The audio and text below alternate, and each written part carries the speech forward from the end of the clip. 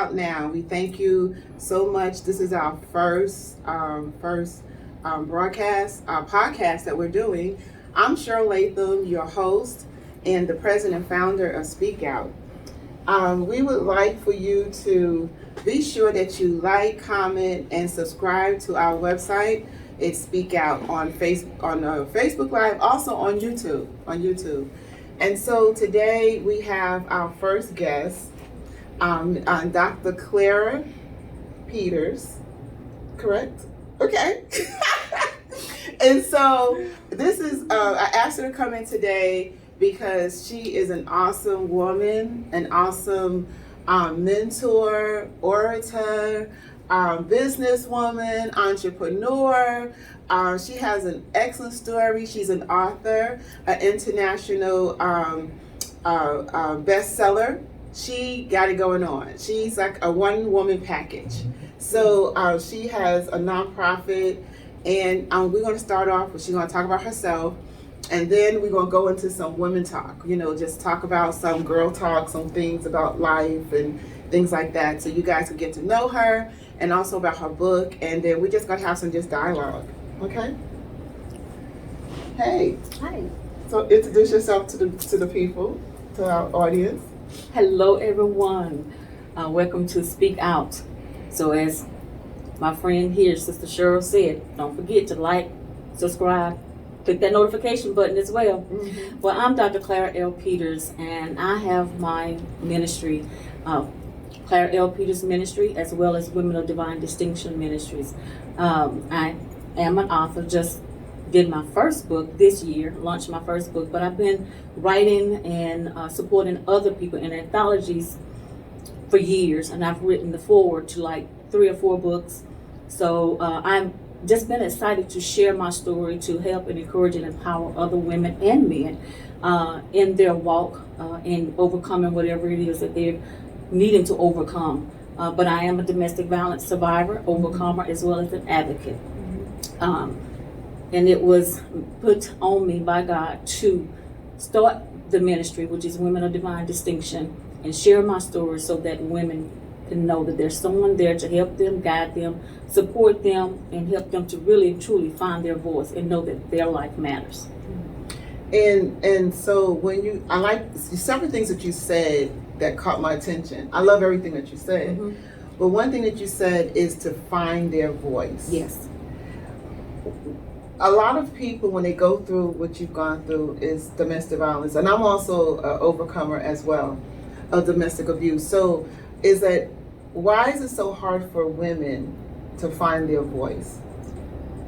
It's hard because they've been silenced due to the fact that they're the person that abused them and how they treated them. And pretty much it's like, tell them if you say anything. So that, like, in their mind, they can't speak. Mm-hmm. Since they can't speak and share what's going on in their life, they go mute. Right. Which is hard, but that's just what happens. Right. So do you think that they're not speaking because of what they've seen from a relative or because they're in a situation? Is it learned behavior? I mean, why do you think they're not speaking? Well, it's many factors upon that, but not just from what they may have endured themselves, but also from what they may have seen in their household, or from other family members, or from people that they may know. Right. That may have caused them to just not say anything. Because even, there's a lot of women and men that has been sexually assaulted as little children. Right. And they grew up with low self-esteem and not wanting to say anything. And it's like, and really will only speak when need to. It's like, because they're afraid that if they just go to start talking, they may say the wrong thing, and then that person is going to come after them. Right. For opening their mouth. Yeah. Right. So what should a person do if they're having problems finding their voice? What should they do? A woman or a man finding their voice? Because everyone should know that they have rights to speak, right?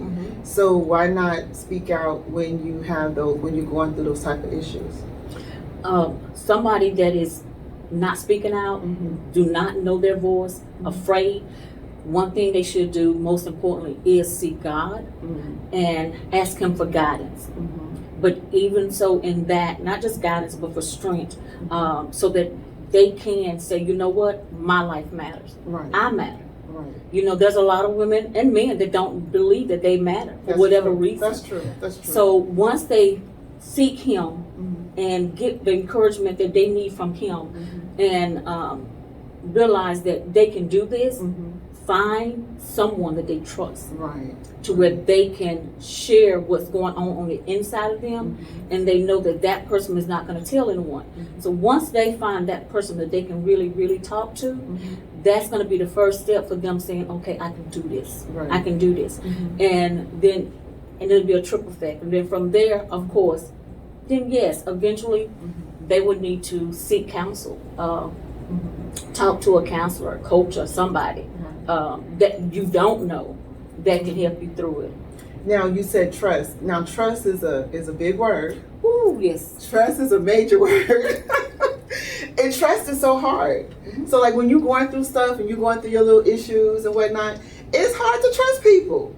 You know, it's really, really hard. So how do you figure out, how do you determine who to trust? I mean, it's really hard. But one thing you have to realize that, okay, you may have been through whatever you've gone through, but you got to remember that everyone is not that person. Right, that's true. So that person that you may feel as though that you can trust, but for whatever reason, you don't feel like you can trust anybody because of what you've gone through, you have to remember that's not them. Right. So trust them based on who they are.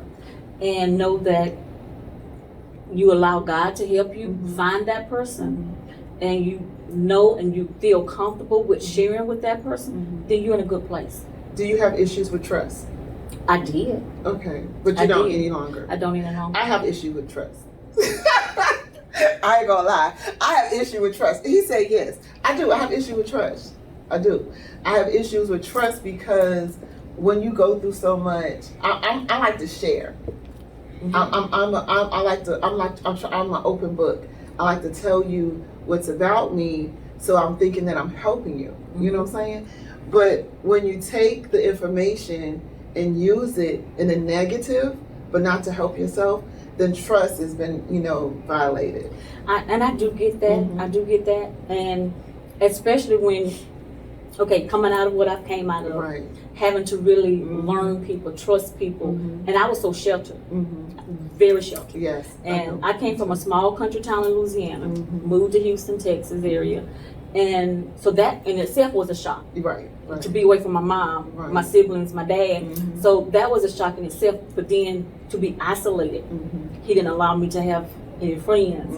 Any people that I dealt with was people that he dealt with, pretty much their significant other. Right. So when that marriage failed, but when I finally said enough was enough, I couldn't take it anymore. After 20 plus years, being released from that, I had to really just start over from scratch and just dig deep from within me.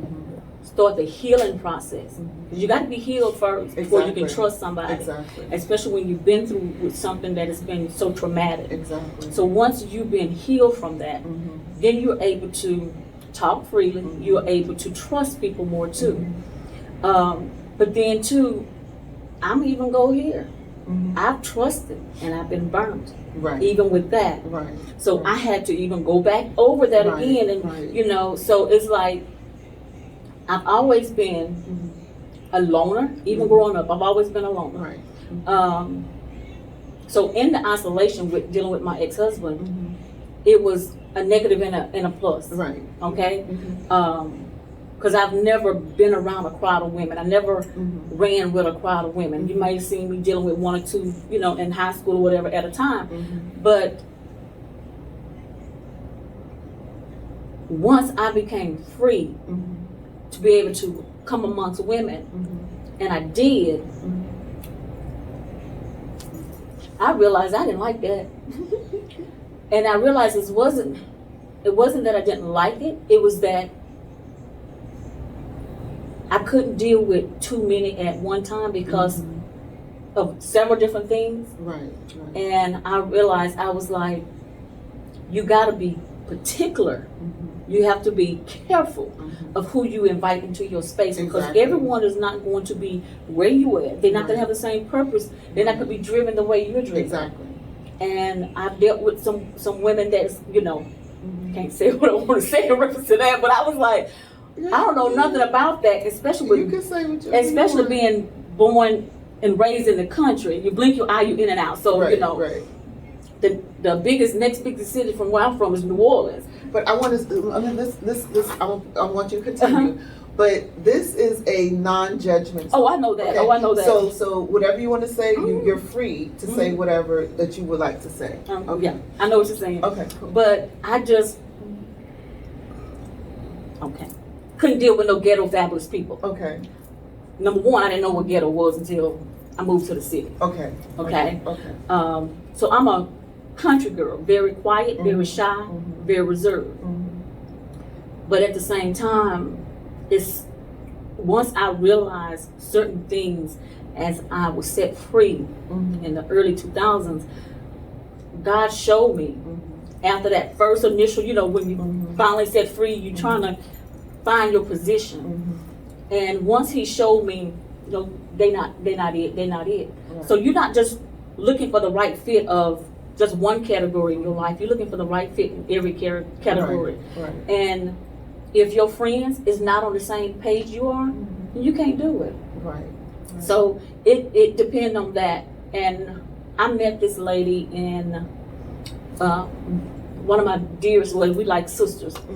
Met her in '87. She's my son's godmother. And she was my go-to person. On a lot of things, especially when things shifted for me. But when you don't have that go-to person, when you don't have someone that you can lean on, and then I have this other friend, Jamil. We've been friends. Oh gosh, our kids was in the second grade and they in their 30s now. So that's when we met. So she's been that ride or die to where I've been able to. She's born in Houston, Texas area, so I got to see certain things from her, and I was like, okay. I'm getting it from different areas, so it's like, okay, I see what I can do, see what I can't do, and that's what a lot of women and men don't do. You want to get with these crowd of people, especially if they're popular, and you want to be connected. But I am popular because I'm his daughter. That's true. So I didn't need to be attached to certain people. And when I'm sharing, mentoring, coaching, or whatever with other women, I let them know you're his daughter. And to watch who you're around, because that speaks volume as to who you are as a person, your character and everything. And but I'm even go here because I'm reserved and I'm quiet. And now I have on flats today because you said come comfortable. So I am very comfortable today. But you know me. I'm always in my heels. Always. And to be on these flats is like. But anyway.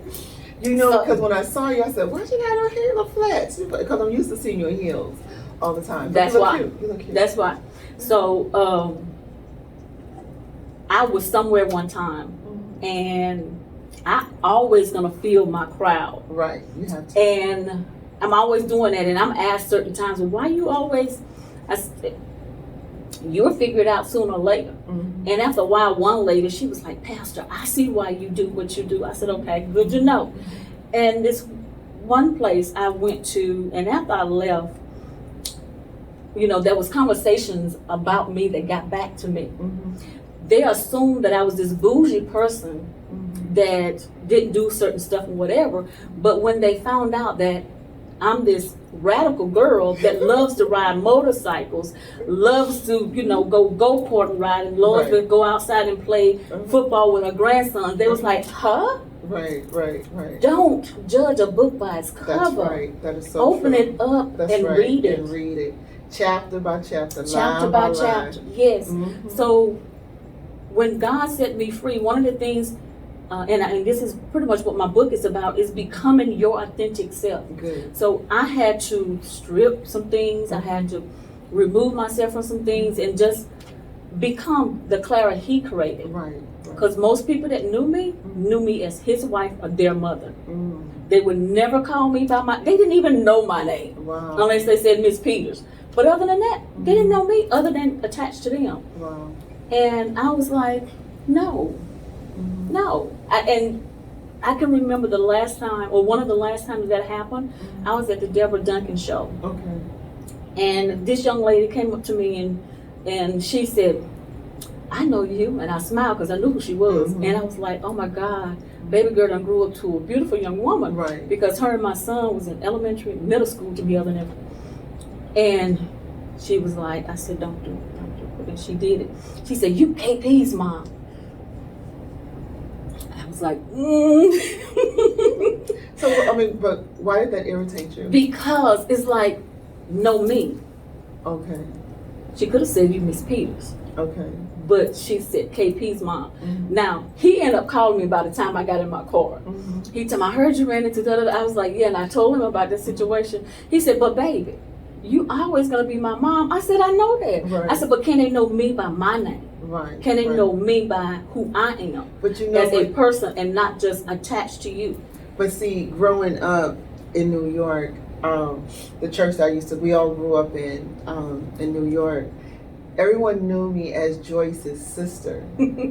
And so when people were looking for me on Facebook, they say, is this Joyce's sister? Wow. I said, KK. I said, yeah, this is Joyce's sister KK, but my name is just KK or Sherlyn. You don't have to say this is Joyce's sister. It's like an introduction of, clarifying who you are, like a title, whatever. But I get it. It's the same thing. Someone reached out to me not too long ago. Well, I had a couple of people to do this. They reached out to me on Facebook, and we weren't friends, so they messaged me, and they was like, do you have a sister or aunt named Brenda? And I was like, huh? Well, isn't that your sister or your aunt? But I'm not sure. But you look like her, and I want to say I was like, so you only know me by her, and it's like, so every time, they would reach out to me, they was like, well, how's your sister Brenda doing? I was like, okay, she's my aunt. We're a year apart. Right. My mother's youngest sister. And when we were growing up, most people assumed that we were sisters. When we went off to college, she went a year before me. When I went to orientation during the summer, she's not there. She's back home. Oh, I know who you are. You Brenda's sister. No, I'm not. I said, Brenda who? So I'm trying to, because we on campus an hour or so away from home. People I don't know.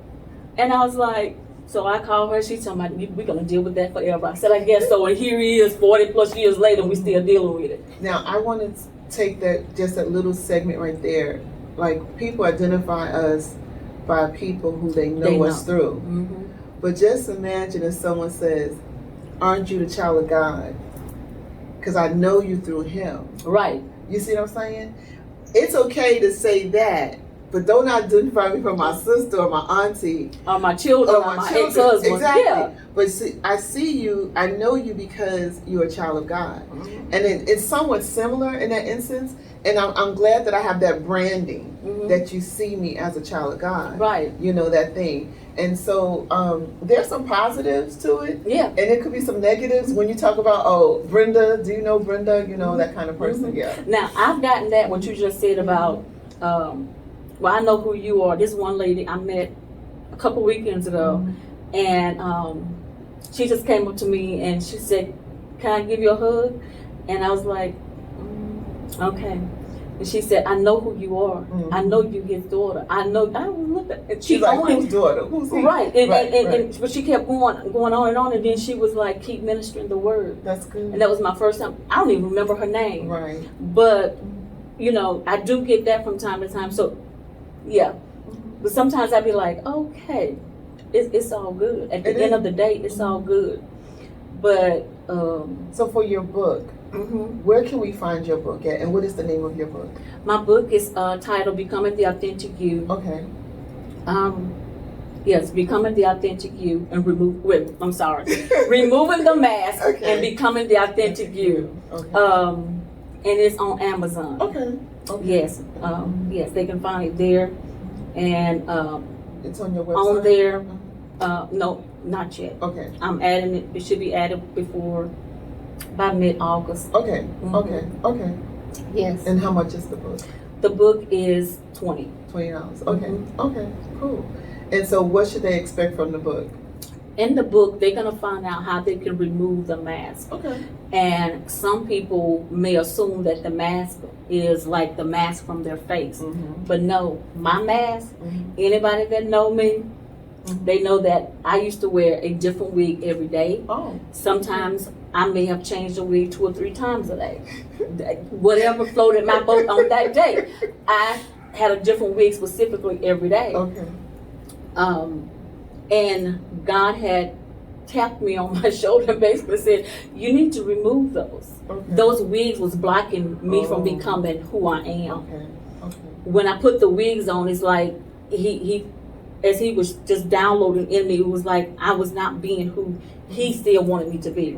So I had to remove the mask, and I hadn't permed my hair in years. So, and that wasn't on the table. So that's when I started becoming natural, wearing my natural hair. So now when people will see me, sometimes I've had people to see me after he really started stripping me, and I was like, okay, what am I gonna do with natural hair? Because that's not me. Anybody know me? Right. Natural hair. So I experimented with it, and finally, I did the Mohawk. I dyed it red and did the Mohawk. And when I did that, I heard a lot of chatter. Okay.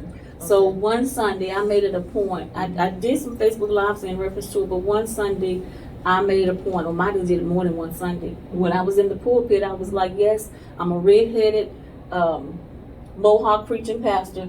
And I'm like, I have the hair God gave me. Right. Not natural. Not this straight hair that they said that a preacher should have, or even just a woman should have, period.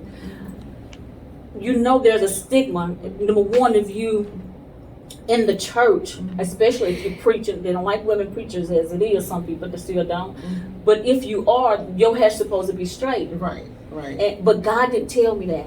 So one thing that I had to start sharing with women that started coming up to me after they saw me, you know, like that, they was like, but I was told I was supposed to do this, I was supposed to do this, I was supposed to look like this, I was supposed to look like that, I was supposed to wear this, and da da da da. I said, did God tell you that? Right. Did He convict you in your belly? Right. Did He? They was like, no. I said, don't let no one tell you what you're supposed to do. Only Him. Because if we continue to listen to what man say you're supposed to do, what are you doing? You're still in bondage. That's right. So when I removed the wigs and, you know, everything else that He told me I had to do, I released myself from bondage. Okay. Not just from that marriage, but from people are trying to be what I know that the people wanted me to be, or the way we should be as a person. Right. But then, not just as a person, but as a kingdom builder. And I had to realize, but that's not me. Right. And I don't fit in with nobody. And when I realized that, I was like, you got to truly set yourself free. You free here, but you're not overall free. That's true. And once I did that, a serious weight came off my shoulder. I get that because I know I was walking around the house, and I like doing these self awareness things, self evaluation of myself. So it's like I don't need anybody to evaluate me. I can do my own evaluation. And so I was evaluating, and I saw some things that I didn't like, you know. And so I said, you know what, Lord, I need you to help me to change these things about me. You know, the insecurities. I need you to help me to let down some walls, start trusting again, start opening my heart some more, you know, those type of things, and not being afraid. And so I understand what you're talking about. So as it's a process. And see, everything's a process. Right, everything's a process. And then we evolve constantly. Exactly. So like I even shared I have a book club also, Divine Divas Book Club. And last October God had me to do this book of 90 days, Okay. starting January 1st. So every day we was meeting, sharing the word every day for 90 days. Can you imagine that? Every day. And then we finished that 90 days, and then I went to another book. So we're doing another book now. Okay. And in this group, and I just, I say this to them often, is that you got to reevaluate yourself every 3 months at least. And if anyone was to say that something out of the ordinary about you and you was like, then go and review what they're talking about. I said, even do this. Get 3 people you know to tell you what they see. Get 3 people that you don't know, but you may be around often, to tell you what they see. You take what each one of them said and you write down what you feel and and then you go from there as to see what you need to change. So that you can be that he said you're supposed to be, and you're not just walking around in different areas, all over the place. Because you'll be confused. Right. That's good. Self-evaluation. It's a must. Yeah. Then too, it helps you to help those that God has assigned to you. And like I share with them often, period, is that whether you have whether you're a minister or not, you still God's child. So every morning you wake up and you say yes to him, yes to you, and give yourself permission to live your life and live it authentically. Right. As you walk out of that house and start your day, or even if you're staying at home all day, whatever you do on that day, someone is waiting on you because they can't move, do what they're supposed to do until you do what you're doing. Exactly. And I've had people that's like, well, what do you mean by that? Simple. If I come on and you see me say something or do something, that's going to give someone the aha moment. Oh, this is what I'm supposed to be doing. This is the route I'm supposed to go today. And they can fulfill whatever that God has for them on that day. Okay. Awesome. That's awesome. So give us information about where we could reach you, how they could call you for an invite, speaking. Do you speak out to different people? Okay, you go speak engagements. So give them information how they could contact you. If you're looking to invite me to come speak, you can reach me at wodd.2011@yahoo.com. You can reach me via Facebook, Dr. Clara L Peters. I am on Instagram at I am Clara L Peters. And my phone number is 832-490-9211. We do check all calls. Definitely. If you one of those, you would get a peace sign, brother or sister, or whomever. we're not going that way. But we are not going that way. Okay. No, but at all. But my biggest mission right now is, as I share my story, as I talk about my book, is to also I deal with women that domestic abuse. I've helped women to plan exit strategies. I've gotten calls or texts. Do you know anybody that can help this woman that she needs to get away? To try to put them up in a room for 5 days, for whatever. Right. So it's just getting connected to other people and helping other people with domestic violence. Awesome.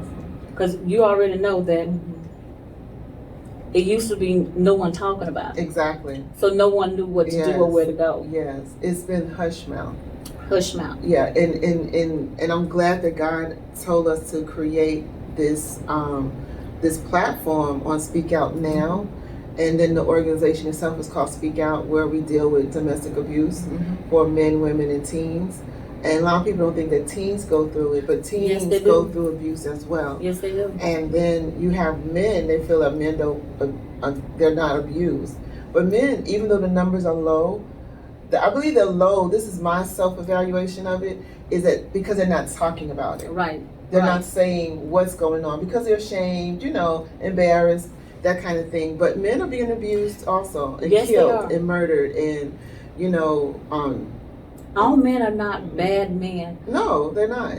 I was doing Let's Talk domestic violence, so I would meet once a month or once every other month, and I was scheduled to meet one Saturday, a group of ladies. It was going to be about 8 ladies. Mm-hmm. They all had confirmed either that Friday night Mm-hmm. or that Saturday morning. Mm-hmm. All was planning to meet me. Mm-hmm. No one showed. Oh my goodness.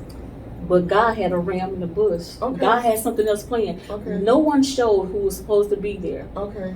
And so it was going to be at Boudreaux's. Okay. And so when I go to get my drink from the fountain, Mm-hmm. it was 2 guys there. Mm-hmm. And they was like, and it was a lot of Zetas that was there. Oh, okay. And so the guys was asking sorority. me, right, Mm-hmm. the guys was asking me, who those old ladies? I said, well, you have to call them old. I said, why you talking call about them the Zetas old? like that? But they was up in age, but I was like, they was like, they was like in a late, from like 60s, late 60s to 80 years old. Okay. They were older women. Mm-hmm. And then he was like, I'm sorry. I was like, well, who you here for? And I had my t-shirt on that says Be the Authentic You. Mm-hmm. And I said, well, I'm here supposed to meet some other people. And it was like, well, just come sit with us until they come. Mm-hmm. So I went and sat with the 2 guys over at the bar area. It was a table in front of the bar. Right. And they asked me, so what do you talk to them about? So I went to sharing my story. Okay. And so I'm sitting here and they're sitting across from me. And one of the guys, he shared his story of him being abused. Wow. And his friend was like, yeah, that's why I was laughing. Like, how you gonna let this woman beat you like that? Oh, because he's tall and everything. And I said, because of you, that's why men like him don't speak out. Exactly. And he was just laughing with her. But he shared his story, and not only that, mind you, I had those people that supposed to meet me, but they didn't show up. I ended up at the table with those 2 guys. By the time I left, it was 13 of us at that table. Wow. I never said my name or who I was at all. That's good. And towards the end, the one that was acting crazy, he was like, Pastor, you're gonna pray us out. I said, where's he at? I didn't know I didn't know the other people that came to the table. Right. And then I said, who? He was like, you. I said, I didn't tell you my name or who I was. Mm-hmm. He said, you didn't have to. Mm-hmm. I said, okay. So we in the bar section, 13 of us, and I'm praying. Right. And I was like, okay, God, I see. Mm-hmm. So even though they didn't show up, what he needed to go forth for me on that day, for me to do for the kingdom, it still went forward. Exactly. So, and I don't share that into its entirety sometimes, but I say to people, because the people that you expected to be there or said they was going to be there don't show up, keep going, because someone still there need to hear what you had to say. And it may help them decide to say they're going to start speaking a little bit more. And a lot of times I think it's a test to see if you're going to go through the whole assignment. He gives us an assignment, and then when things don't go the way we think it should go, we throw in the towel. Right? So he rewards us when we complete the assignment. It might not look like the way we think it's supposed to go, but when you do it according to what he's instructed you to do, it comes out much better. Much better. So you had supposed to be an A, but he gave you more extra. 13. To minister to it. It was like me and the 12 disciples. Yeah. So it was good. It was yes. good. Awesome. So do you have anything else you would like to share before we close out? Thank you for inviting me. No. I didn't realize I was going to be the first guest. Yes. So I am so thankful for you for thinking of me to be your guest, especially your first guest. And I hope that the men and women that hear this, not just this one, but going forth with what you are doing in the organization, that they understand that their life matters. They matter, and know that they always have somebody to talk to, and that person is not always somebody you know. Right. Most time, that person should be someone you don't know. That way, they can't tell you something negative. Because when you're talking to somebody you know, a lot of times they're gonna use who you were, or maybe they still think you are in the present, to stop you from growing and releasing yourself. Right. So I just hope that everyone that hears what you're doing, they understand the purpose and the destiny for your assignment here. Thank you. That's awesome. Thank you so much. You're welcome. Yeah, because we're all about bringing awareness, education, and resources to the whole community. We want everyone to know about the various stages of domestic abuse, mental illness, anything and everything that that's in that circle, in that area. We want, our purpose is to bring hope and healing to those who are hurting. That's our main purpose, as a whole. And so I thank you, because I was thinking and praying and thinking and praying and thinking and praying. You came up. I said, okay, they write it down. So I thought about you, and I'm glad you did say yes. When you said yes, I said, okay, that's a good one. So, and then some other people came along as well, but I'm glad, because I know your story, but I didn't know everything about you, but I felt as though there was a platform where other people could hear your story as well, because you're good people. Thank you. No Thank problem. you. No problem. So Facebook Live, we want to, Facebook Live, Lord jeez, I keep saying Facebook Live. Well, we'll be on Facebook Live, so don't forget that one, on Facebook. But for YouTube, we want you to subscribe, hit the notification, comment, and like. Yes, sis. And thumbs up. Yeah, please do a thumbs up. No thumbs down. We need thumbs up, okay? And then we will have information on our page to give you more details.